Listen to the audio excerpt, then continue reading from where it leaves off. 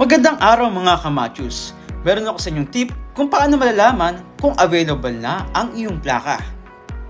So yan, itype po ang LTO tracker. So yan, tracker.com.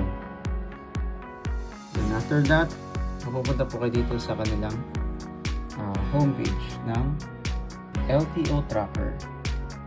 So disclaimer for foreign clients and got it. Tapos ilalagay natin ang ating plate number. So yan.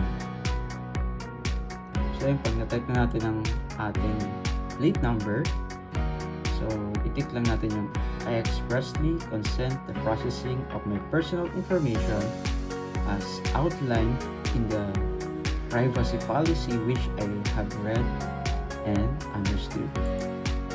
So track and check availability. So plate number available. Again, your plate number is available at your dealership. Please contact them for further detail. Yan. At yan ang isa sa mga tip natin ngayong araw. Ride safe mga kamachus!